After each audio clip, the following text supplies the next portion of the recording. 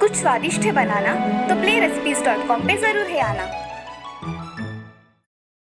गरीब बहू अत्याचारी सास। सुंदरपुर नाम के गांव में श्याम नाम का एक आदमी रहता था। उसके साथ उसकी माँ शारदा और उसकी बहन सुहानी रहा करती थी।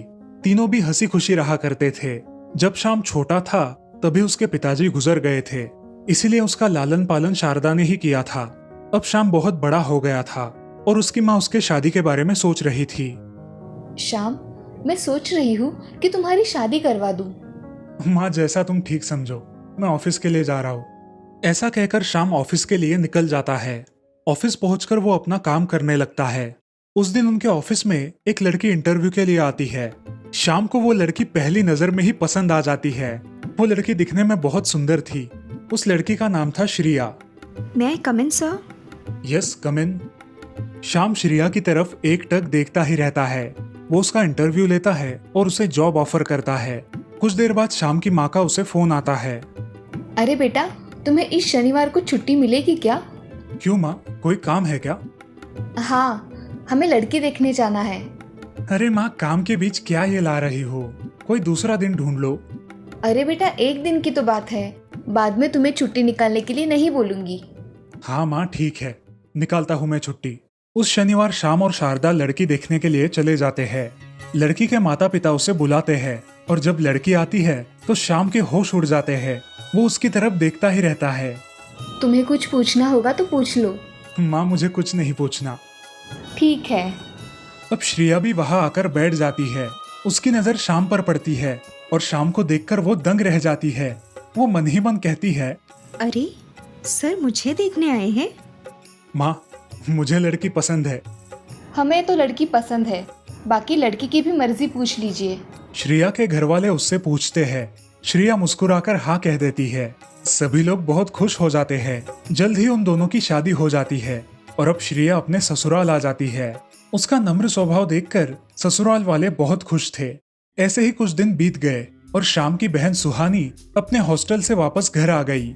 सुहानी ने घर वालों से श्रिया की बहुत तारीफ सुनी थी और वो सब सुनकर उसे बहुत गुस्सा आया था। उसने ऐसा क्या किया है कि सब इतनी तारीफ कर रहे हैं? मैंने भी इसको मजा ना चखाया तो मेरा नाम भी सुहानी नहीं। सुहानी दीदी, आप कब आई? मैं अभी आई। किसी को कानो कान खबर नहीं है कि मैं घर आई हूँ। अरे नहीं दीदी, माँ जी आराम कर रही है और ये ऑफिस गए हैं, इसीलिए।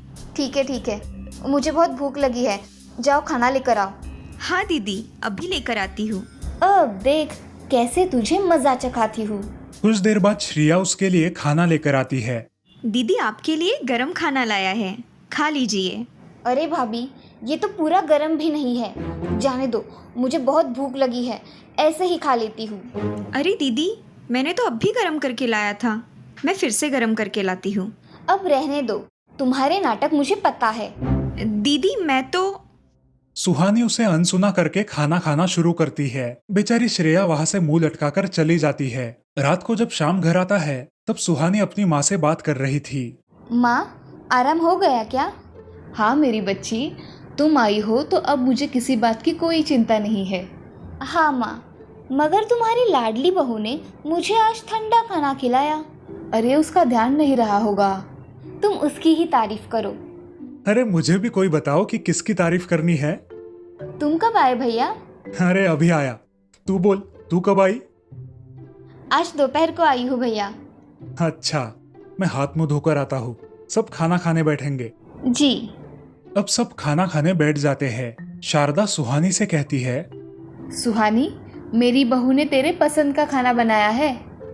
हाँ माँ, वो तो दिख ही रहा है। श्रिया सबको खाना परोसती है और खुद भी खाना खाने बैठ जाती है। अरे श्रिया, खाना बहुत लाजवाब बनाया है। हाँ बहू, खाना तो बहुत अच्छा बनाया है। इस श्रिया की बच्ची को तो बहुत तकलीफ दूंगी। बहुत वाहवाही लुटने का शौक है ना। अगले दिन सुहानी जल्द ही उठकर काम करने लगती है। ये सब देख शारदा आश्चर्यचकित होती है। कुछ देर बाद श्रिया भी उठ जाती है। देखो माँ, घर की बहुएं कितनी देर से उठती है, फिर भी तुम कुछ भी नहीं बोलती। अरे श्रिया बेटी, थोड़ा जल्दी उठा करो, जिससे तुम्हारे काम जल्दी जल्दी हो जाएंगे। जी माँ जी, मैं अभी नहा के इनका डिब्बा तैयार करती हूँ। हाँ जाओ, और जल्दी आना, बहुत सारे काम पड़े हैं। जी माँ। ऐसा कहकर श्रेया नहाने के लिए चली जाती है। नहाने के बाद जल्दी जल्दी में खाना बनाने लगती है। तभी सुहानी उसे कहती है, अरे भाभी, आज क्या हमें नाश्ता मिलेगा या नहीं, कि ऐसे ही भूख से तड़पते मर जाए। जी दीदी, तैयार हो रहा है, अभी लाती हूँ। थोड़ी देर में श्रेया नाश्ता लेकर आती है और खुद भी नाश्ता करने के लिए बैठती है। तभी अरे श्रेया, टिफिन हुआ है ना? जी हो गया है, आप चाय पीजिए, मैं अभी लेकर आती हूँ। ऐसा कहकर श्रेया किचन में चली जाती है और टिफिन भर के ले आती है। अब दोपहर हो जाने के बाद श्रेया बाजार चली जाती है। बाजार से आते वक्त माँ जी की दवाइयाँ भी साथ में लेकर आती है। अरे बहू, आ गई? तुम्हारे हाथ की गर्मा गर्म चाय पिला दो। जी माँ जी, अभी पिलाती हूँ। श्रेया चाय बनाती है और कुछ सब्जियां धोने लगती है। कुछ देर बाद वो गरम गरम चाय लेकर अपनी सास को देने जाती है, लेकिन उसकी सास कहती है, अरे बहू, ये चाय कितनी ठंडी है। नहीं माँ जी, अभी चाय कप में डालकर लाई हूँ, अभी कैसे ठंडी होगी? तो क्या मैं झूठ बोल रही हूँ? नहीं माँ जी। ऐसा कहकर शारदा श्रेया के हाथ पर वो गरम चाय डालती है। आह! है गरम चाय? काम के मामले में मुझे कोई कमी नहीं चाहिए। जी माँ जी। बेचारी श्रेया रोते रोते वहां से किचन में चली जाती है। अपने हाथ को मलहम पट्टी लगाकर फिर से अपना काम शुरू कर देती है। तभी सुहानी उसे आवाज देती है, भाभी, मैंने आपको एक क्रीम लाने को बोला था, आप लेकर आई हो क्या? हाँ, लेकर आई हूँ दीदी। श्रेया सुहानी को क्रीम देती है और वहां से चली जाती है। अब हर रोज ऐसा ही चलने लगा। सुहानी और शारदा श्रेया को तंग करने लगी। माँ, मैंने तुमसे कहा है ना कि मेरी चीजों को हाथ नहीं लगाना। हाँ पता है, किसी ने हाथ नहीं लगाया है तेरी चीजों को। अब चोर से पूछ लो, किसने हाथ लगाया है इसकी चीजों को? माँ जी, मैंने नहीं लगाया हाथ, मैं तो यहाँ आई भी नहीं। माँ, इसके सिवा और कौन आता है? इसने मेरा परफ्यूम चुराया है। नहीं दीदी, मैं क्यों चुराऊं? माँ, चलो इसके कमरे में, देखते हैं किसने चुराया है। ऐसा कहकर सुहानी श्रेया के कमरे में जाकर उसका परफ्यूम ढूंढने लगती है। उसे एक जगह वो परफ्यूम छुपाया हुआ दिखाई देता है और सुहानी अपनी माँ से कहती है, माँ, देखा तुमने? हाँ मेरी बच्ची, ये तो चोर निकली। नहीं माँ जी, ये परफ्यूम कहाँ से आया मुझे नहीं पता, मैंने कुछ नहीं किया है माँ जी। शारदा गुस्से में आकर श्रेया के गाल पर एक जोरदार तमाचा मारती है और वहां से चली जाती है। ये सब देखकर श्रेया बहुत रोने लगती है। ऐसे ही रात हो जाती है और शाम घर आता है। श्रेया के गाल पर पड़ा हुआ लाल निशान देखकर शाम उससे पूछता है, श्रेया, तुम्हारे गाल को क्या हुआ है? इतना लाल क्यों पड़ा है? जी कुछ नहीं, मैं खाना लगाती हूँ, आप फ्रेश होकर आइए। ऐसा कहकर श्रेया किचन में चली जाती है। सब लोग खाना खा के सो जाते हैं। अब ऐसा ही हर रोज होने लगा। हर रोज घर में झगड़े होने लगे। सुहानी और शारदा श्रेया को बहुत परेशान करने लगी। ऐसे ही एक दिन, माँ, मुझे उसे तकलीफ देकर बहुत खुशी मिलती है। हाँ, मुझे भी। तभी श्रेया वहां आती है और अपनी सास से कहती है, माँ जी, मैं बाजार जा रही हूँ, कुछ सब्जियाँ खरीद कर लानी है, साथ में आपकी दवाइयाँ लेकर आऊंगी। हाँ जाओ, और जल्दी आना। श्रेया घर से बाहर पड़ती है। इधर सुहानी भी बहुत थकी होने के कारण अपने कमरे में सोने चली जाती है। शारदा अपने कमरे में किताब पढ़ रही थी और अचानक उसे दिल का दौरा पड़ गया। वो जोर जोर से चिल्लाने लगी, सुहानी, ओ बिटिया सुहानी, जल्दी आओ बेटी। श्रेया बाहर जाते वक्त अपना मोबाइल घर पर भूल गई थी। वो अपना मोबाइल लेने अपने कमरे में गई। तभी उसे सास की आवाज सुनाई दी। वो तुरंत शारदा के कमरे में गई। माँ जी, आपको क्या हुआ है? उठिए ना। सुहानी दीदी। श्रेया शाम को फोन कर देती है और सुहानी को आवाज लगाती है, मगर सुहानी सोई होती है। श्रेया तुरंत एक रिक्शा बुलाकर अपनी सास को अस्पताल में लेकर जाती है। कुछ देर बाद सुहानी नींद से उठती है। उसे घर में कोई दिखाई नहीं देता। वो अपनी माँ को फोन लगाती है। तब उसे पता चलता है कि उसकी माँ को दिल का दौरा पड़ा है। सुहानी तुरंत अस्पताल जाने के लिए निकलती है। अस्पताल में पहुंचकर अपनी माँ को देखकर सुहानी रोने लगती है। कुछ ही देर बाद शाम वहां आता है। सुहानी, तुम तो घर में थी ना? तुम्हें माँ की आवाज नहीं सुनाई दी? नहीं भैया, मुझे आवाज़ नहीं सुनाई दी। आज श्रेया घर पे वापस ना आती तो हमने हमारी माँ को खो दिया होता। सुहानी रोने लगती है। दीदी आप चिंता मत करो, माँ जी जल्दी ठीक हो जाएगी। हाँ श्रेया, मुझे माफ़ कर दो, मैंने तुम्हारे साथ बहुत बुरा बर्ताव किया। अरे नहीं दीदी, आपने कोई बुरा बर्ताव नहीं किया, माफ़ी मत मांगो। तभी डॉक्टर वहां आते हैं। अब आप मरीज से मिल सकते हैं, मगर ज्यादा बातें मत करना। शाम श्रेया और सुहानी शारदा से मिलने अंदर जाते हैं। शारदा आंखें खोलती है। मुझे माफ़ कर देना मेरी बच्ची, मैंने तुमसे बहुत बुरा बर्ताव किया, फिर भी तुमने मेरी जान बचाई। माँ जी आप अब आराम करिए, आपको जल्द घर भी तो आना है ना। तुमने मुझे माफ़ किया? हाँ माँ जी, कब का माफ़ कर दिया। श्रेया और शारदा गले लग जाती है। ऐसे ही कुछ दिन अस्पताल में बिताने के बाद शारदा ठीक ठाक होकर घर चली आती है और उस दिन के बाद शारदा और सुहानी श्रेया को कभी परेशान नहीं करती और इस तरह से अब पूरा परिवार खुशी खुशी रहने लगता है। इस कहानी से हमें ये सीख मिलती है कि हमें बेवजह किसी को परेशान नहीं करना चाहिए, क्योंकि मुसीबत के समय कौन काम आ जाए क्या पता। सुंदरपुर नाम के गांव में विमला देवी नाम की एक औरत रहा करती थी। उसे एक बेटा और एक बेटी थी। बेटे का नाम था देव और बेटी का नाम था सुमन। विमला देवी का बेटा एक बहुत बड़े बैंक का मैनेजर था और इस बात का विमला देवी को बहुत गर्व था। वो अपने बेटे का बहुत ख्याल रखती थी। देव भी अपनी माँ की कोई भी बात नहीं टालता था, वो हमेशा अपने माँ की हर बात मानता था। विमला की बेटी सुमन आगे पढ़ाई करके अच्छी नौकरी करना चाहती थी, लेकिन विमला देवी को बेटियों की नौकरी करना पसंद नहीं था। इसलिए सुमन की पढ़ाई पूरी होते ही विमला ने उसके लिए एक अच्छा रिश्ता देखकर उसकी शादी कर दी और अपने बेटे के लिए भी अच्छी बहू की तलाश में जुट गई। ऐसे ही एक दिन विमला देवी का भाई नरेंद्र और भाभी शांति उनके घर आए। अरे आओ भैया, आज अचानक कैसे आना हुआ आपका? कुछ नहीं दीदी, जरा बेटी की शादी के सिलसिले में यहाँ आया था, सोचा आपसे मिलके चलूं। बहुत अच्छा किया भैया, वैसे भी आपको आपके काम से फुर्सत कहाँ मिलती है, तो क्या हुआ रिश्ते का? अच्छा परिवार है तो सोच रहा हूँ कि बड़ी बेटी की जल्दी से जल्दी शादी कर दूं, उसके बाद में और 3 शादियां भी तो करनी है। हाँ, बहुत अच्छा निर्णय लिया है आपने भैया, जल्द ही अंजलि की शादी कर दो, अब उसकी पढ़ाई भी तो इस साल पूरी हो जाएगी। हाँ, इसीलिए रिश्ता अभी से देखना शुरू कर दिया। विमला दीदी, आपको अगर बुरा ना लगे तो आपसे एक बात कहूँ? अरे भाभी, मुझे क्यों किस बात का बुरा लगेगा, आप बेझिझक कहिए आपको जो कहना है। आप अंजलि को अच्छे से जानती हो, वो कितनी शांत, सुशील और गुणी लड़की है। हमेशा पढ़ाई में अव्वल आती है और घर का सारा काम भी जानती है, बड़ों की इज्जत भी करती है। अरे हाँ हाँ भाभी, मुझे सब पता है अंजलि के बारे में, वो बचपन से कैसी है मुझे सब पता है। मेरी सबसे लाडली है मेरी अंजलि, आपको जो कहना है साफ साफ कहो भाभी।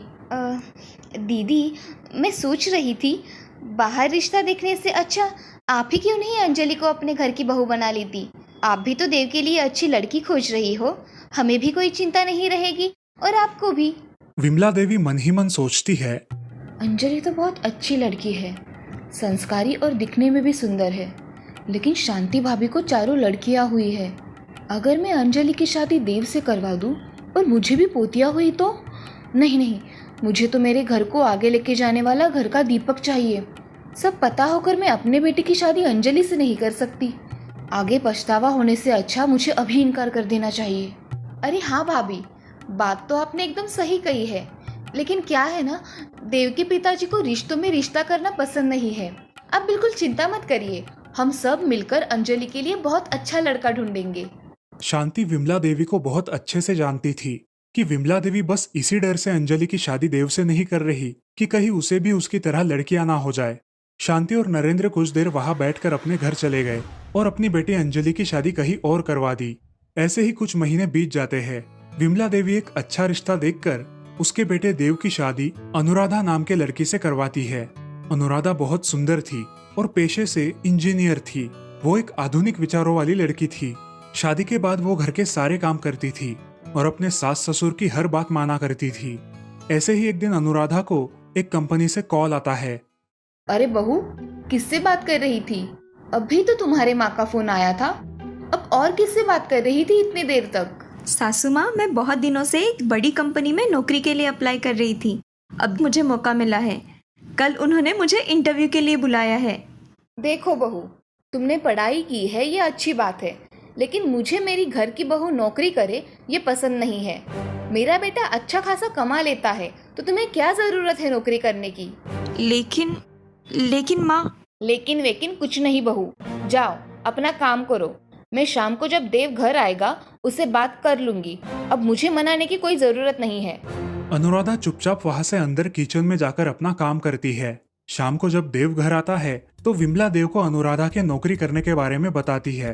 वो अनुराधा को नौकरी करने से रोकती है और यही उसका अंतिम फैसला है, ऐसा बोलकर वहां से गुस्से से चली जाती है। देव को अपने माँ के ये पुराने ख्यालात बिल्कुल पसंद नहीं थे, लेकिन वो हमेशा अपनी माँ को कुछ नहीं कहता। अब देव अपनी पत्नी अनुराधा को समझाने लगा। अनुराधा बहुत उदास होकर अपने रूम में बैठी हुई थी। देव उसके पास गया। क्या हुआ अनु, इतनी उदास क्यों बैठी हो? ऐसे पूछ रहे हो जैसे आपको कुछ पता ही नहीं है। आप भी बताओ, क्या मैं नौकरी भी नहीं कर सकती? नौकरी करना मतलब सिर्फ पैसे कमाना होता है क्या? मुझे अपनी काबिलियत को दुनिया के सामने लाने का मौका मिल रहा है, बस इसीलिए मैं नौकरी करना चाहती हूँ। अनु, जरा शांत हो जाओ, मेरी बात सुनो। देखो अनु, माँ बहुत पुराने ख्यालातों की है।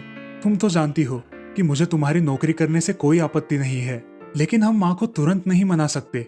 अभी हमारी शादी को सिर्फ 2 महीने हुए हैं और माँ की तबीयत भी थोड़ी खराब रहती है। तुम कुछ महीने जाने दो, मैं धीरे धीरे माँ को मना लूंगा। अब तो ठीक है। अनुराधा को देव की बात ठीक लगी और वो मुस्कुराकर वहां से अपने काम में लग गई। ऐसे ही कुछ महीने बीत गए। अब अनुराधा माँ बनने वाली थी। विमला देवी अब अनुराधा से बहुत अच्छे से व्यवहार करने लगी, उसके हर छोटी छोटी चीज का ख्याल रखने लगी। ये सब देखकर अनुराधा भी बहुत खुश थी। ऐसे ही समय बीत गया। कुछ महीनों बाद अनुराधा ने एक प्यारी सी बच्ची को जन्म दिया, लेकिन उसकी सास को ये बात कुछ पसंद नहीं आई। उसने अनुराधा से कहा कि अगली बार उसे लड़का चाहिए। अरे माँ, तुम ये क्या कह रही हो? लड़का हो या लड़की, इसमें अनुराधा का क्या कसूर है? देव तुम चुप बैठो, हम औरतों के बीच में मत पड़ो। तुम्हें कुछ समझ नहीं आता, जाओ जाकर अपना काम करो। अनुराधा को ये सब बातें सुनकर बहुत बुरा लगा। वो रोते हुए अंदर गई। अब विमला रोज छोटी छोटी बात पर अनुराधा से झगड़ा करने लगी, उसे लड़की होने पर ताने मारने लगी। घर का सारा काम भी वो उसी से करवाने लगी। ऐसे ही एक दिन विमला की भाभी शांति उनके घर आई और विमला को मिठाइयाँ दी। ननन जी, मुंह मीठा कर लो, आज तो मैं बहुत खुश हूँ। खास आपको मिठाई देने आई हूँ। विमला ने मिठाइयाँ खाई और पूछा, अरे भाभी जी, पहले खुशी की बात क्या है ये तो बताओ। अरे दीदी, आज अंजलि को बेटा हुआ है, बेटा। यहाँ से जा रही थी तो सोचा आपका मुंह मीठा करते चलूं। चलो, बहुत जल्दी में हूँ, मैं जाती हूँ। शांति वहां से चली गई। विमला को तो वो मिठाई भी बहुत कड़वी लगने लगी। वो बहुत आग बबूला हो गई थी। ये शांति मुझे मिठाई देने नहीं बल्कि मुझे जलाने के लिए आई थी। उसके बेटी से मैंने देव की शादी नहीं की और मुझे पोती हुई, और इसे पोता। बस यही चीज़ मुझे बताने आई थी। मुझे नीचा और गलत साबित करके चली गई, और ये सब हुआ है इस अनुराधा के कारण। अब तो विमला अनुराधा को बहुत भला बुरा कहने लगी। सारे काम करने के बावजूद अनुराधा को ये सब सहना पड़ रहा था, और आखिर अनुराधा विमला से तंग आकर अपने मायके चली गई। देव जैसे तैसे उसे समझाकर घर वापस ले आया। ऐसे ही 2-3 साल बीत जाते हैं। अब अनुराधा फिर एक बार माँ बनने वाली थी। देखो बहू, अगर इस बार मुझे पोता नहीं हुआ तो मुझे अपना मुंह भी मत दिखाना, और यहाँ इस घर में भी मत आना। मैं अपने बेटे की दूसरी शादी कर दूंगी। अरे सासू माँ, आज तक मैंने सब कुछ सहन कर लिया, लेकिन अब नहीं। मुझे लड़का हो या लड़की, मुझे दोनों समान हैं। और आज के बाद आपने मुझे लड़का या लड़के होने से तंग किया तो मैं आपकी पुलिस में कंप्लेंट कर दूंगी। ये बात आप भी समझ लो। अनुराधा के उल्टे जवाब देने के कारण विमला उस पर और जुल्म करने लगी, ये जानते हुए कि वो पेट से है। अब विमला उसकी छोटी पोती पर भी ध्यान नहीं देती थी, उसे भी भला बुरा कहने लगी। ऐसे ही कुछ वक्त बीत गया। डिलीवरी के लिए देव अनुराधा को अस्पताल लेकर गया, लेकिन विमला उसके साथ तक नहीं गई। अनुराधा ने एक सुंदर लड़के को जन्म दिया, और ये बात देव ने घर जाकर अपने माँ को बताई। बेटा, क्या तुम सच कह रहे हो? मुझे पोता हुआ है? हाँ माँ, लड़का ही हुआ है। बेटा चलो, अभी के अभी मुझे हॉस्पिटल ले चलो। मुझे मेरे पोते को देखना है, उसे गोद में लेना है। विमला देव के साथ अस्पताल गई और अपने पोते को गोद में उठा लिया। अरे मेरे कुल के दीपक, मेरे चिराग, तुम्हारे दादी को तो कब से तुम्हारा इंतजार था। आखिर हमारे घर का राजकुमार आ ही गया। अब देखो मैं उस शांति का मुंह कैसे बंद करती हूँ। मुझे जलाने आई थी, अब तो उसे मैं अपनी घर की दहलीज भी पार नहीं करने दूंगी। अब विमला अपने पोते को लेकर बहुत खुश थी। अनुराधा के प्रति उसका व्यवहार भी बदल गया। ऐसे ही कुछ दिनों बाद विमला की बेटी सुमन भी मां बनने वाली थी और इसीलिए विमला उसे अपने घर लेकर आई थी। वो सुमन का बहुत ख्याल रखती थी। अनुराधा भी सुमन का बहुत ख्याल रखती थी। ये देख सुमन एक दिन अनुराधा से कहती है, भाभी, तुम इस दुनिया की सबसे अच्छी भाभी हो। आप मेरा कितना ख्याल रखती हो, और हो सके तो मुझे माफ़ कर देना भाभी। जब माँ तुम्हें इतनी सारी तकलीफ दे रही थी, ये पता होने के बावजूद भी मैं कुछ नहीं कर पाई। फिर भी तुमने सबका अच्छे से ख्याल रखा। ये माँ को तो हम नहीं बदल सकते। अरे सुमन, ऐसी कोई बात नहीं है। मैं तो सिर्फ मेरा फ़र्ज़ निभा रही हूँ। एक औरत होकर हम एक औरत को इस हाल में उसके भरोसे कैसे छोड़ सकते हैं? हमें सबसे पहले औरत होने का फ़र्ज़ निभाना चाहिए। मुझे पता है कि क्या क्या ज़रूरत होती है, इसीलिए मैं तुम्हें हर वो चीज़ दे रही हूँ जो मेरे टाइम मुझे अकेले करनी पड़ी। जो मेरे साथ हुआ वो मैं किसी और के साथ नहीं होने दूंगी। अब सुमन की भी डिलीवरी का वक्त आता है और सुमन एक प्यारी सी लड़की को जन्म देती है। ये बात सुमन की सास को खटकती है और वो विमला के सामने सुमन को खरी खोटी सुनाती है। देखो बहू, मुझे तो पोता चाहिए था, लेकिन अगली बार मुझे पोता ही चाहिए। तुम्हारी माँ ने तो तुम्हारे भाभी को कितनी तकलीफ दी है ये हमें सब पता है। मैंने तो बस मेरी इच्छा बताई है, ध्यान में रखना। ऐसा बोल के निर्मला वहां से चली गई। पास ही में खड़ी विमला ये सब सुन रही थी। विमला को अपने किए हुए बर्ताव पर बहुत पछतावा हुआ। उसे समझ में आ गया कि एक औरत होकर उसने दूसरी औरत की भावनाओं की कदर नहीं की थी, और जब खुद की बेटी को भी यही भुगतना पड़ा तो विमला को अपनी गलती का एहसास हुआ। विमला अपनी बहू अनुराधा से आग भी नहीं मिला पा रही थी। अब उसकी सोच में बदलाव आ गया। उसने अपनी बहू से माफी मांगी और उस दिन से लड़का और लड़की में भेद करना भी छोड़ दिया।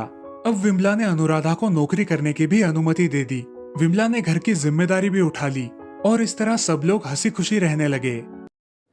ये कहानी है एक गरीब मजदूर आदमी भुवन की, जो अपने पूरे परिवार को लेके काम की तलाश में शहर आया था।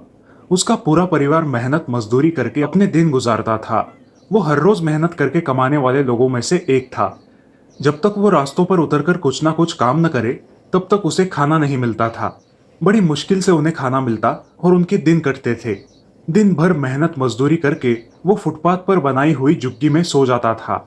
ऐसे ही एक दिन जब वो काम पर निकल रहा था तो उसे पूरी सड़क सुनसान दिखाई दी। रास्तों पर कोई गाड़ियां भी नहीं दिखाई दी और दूर दूर तक कोई आदमी भी नहीं नजर आया। फिर भुवन थोड़ा आगे जाकर देखता है तब पीछे से जोर से एक डंडा उसके ऊपर पड़ता है। वो घबराकर झट से पीछे देखता है तो उसे दिखता है कि एक पुलिस वाला उसे डंडे मार रहा है। अरे साहब रुको साहब, साहब क्यों मार रहे हो साहब? ए पागल, कहाँ घूम रहा है? चल भाग यहाँ से। पता नहीं लॉकडाउन चल रहा है, पूरा देश बंद है। अगर दोबारा सड़क पर दिखा तो बहुत मार खाएगा। लेकिन साहब ये लॉकडाउन होता क्या है साहब, और ये सब कुछ बंद क्यों है? अरे पागल, कौन सी दुनिया में है तू? यहाँ कोरोना नाम की महामारी आई है, महामारी। अगर घर से बाहर निकलेगा तो इस बीमारी का शिकार होके मर जाएगा। चल भाग यहाँ से। पता नहीं कहाँ से आ जाते पागल।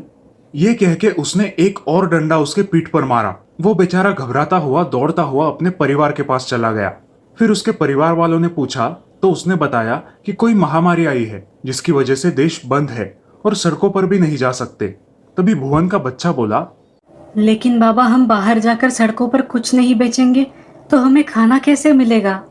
सड़क पे कुछ बेचने के लिए लोग तो होने चाहिए ना बेटा। बाहर भीख देने के लिए भी कोई आदमी नहीं है। अगर ऐसा ही चलता रहा तो हम भूख से ही मर जाएंगे। फिर बेचारा भुवन सोच में पड़ जाता है कि अब क्या करे। 2 दिन गुजर जाते हैं। उसका परिवार भूख से परेशान हो जाता है। बच्चे भूख के मारे रो रहे होते हैं। भुवन को अपने परिवार की यह हालत देखी नहीं जाती, लेकिन वो गरीब कर भी क्या सकता है। उसके पास उतने पैसे भी नहीं है कि वो 2 दिन का अनाज घर में भर के रख सके, और बाहर निकला तो दूर दूर तक कोई दिखाई भी नहीं दे रहा जो उसे काम दे सके। उसके परिवार की ऐसी हालत उससे देखी नहीं जा रही थी, इसलिए पुलिस की मार पड़ने के बाद भी वो बाहर निकलता है। फिर भुवन को पता चलता है कि सरकार गरीबों के लिए राशन बांट रही है। फिर भुवन वहां चला जाता है। भुवन को वहां जाकर पता चलता है कि राशन सिर्फ उन्हें ही मिल रहा है जिनके पास राशन कार्ड है। बेचारा भुवन, जिसका रहने का ठिकाना नहीं, उसे राशन कार्ड और आधार कार्ड कहाँ से मिल पाएगा। फिर भुवन मायूस होकर वहां से निकल जाता है। फिर उसे पता चलता है कि किसी सरकारी स्कूल में गरीबों के लिए खाने का इंतजाम किया गया है। वो जैसे तैसे वहां पहुंचता है। वहां पहुंचकर उसे पता चलता है कि वहां बहुत बड़ी लाइन लगी है। लोग अपने हाथों में डिब्बे थैलियां लेकर बहुत देर से कड़ी धूप में खड़े हैं। भुवन भी उनके पीछे जाकर खड़ा हो जाता है। खाने की लाइन इतनी लंबी है कि उसका नंबर आते आते 5-6 घंटे उसे वहां लग जाते हैं। दोपहर के 3 बज जाते हैं। कड़ी धूप में नंगे पांव वो इस लाइन में खड़ा है, इस आस में कि आखिर कुछ खाना मिल जाए और अपने भूखे बच्चों का पेट भर सके। जब उसका नंबर आता है तो उसे पता चलता है कि लोगों की तादाद इतनी ज्यादा थी कि उसका नंबर आते आते खाना खत्म हो गया। बेचारे भुवन का दिल बैठ जाता है। वो मायूस होकर अपने परिवार के पास लौट जाता है। सड़क से जाते जाते फिर पुलिस उसे पकड़ लेती है और कहती है, ए पागल, तुझे एक बार बोले तो समझ नहीं आता? सड़क पर क्यों घूम रहा है? साहब आप एक काम करो, इससे अच्छा आप मुझे मार ही डालो साहब। मेरा परिवार 2-3 दिन से भूखा है साहब। मेरे बच्चे भूख से तड़प रहे हैं। हमारे पास खाना तो छोड़ो साहब, पीने के लिए पानी भी नहीं है साहब। ये महामारी हमें मारेगी कि नहीं पता नहीं साहब, पर ये भूख हमें जरूर मार डालेगी साहब। मैं अपने परिवार को मरते हुए नहीं देख सकता साहब। इससे अच्छा कि आप मुझे मार ही डालो साहब। ऐसा बोलकर भुवन जोर जोर से रोने लगता है। तब उस पुलिस वाले को उसकी दया आती है और वो उसे अपने पास का कुछ खाना और सामान देकर अपने परिवार के पास भेज देता है।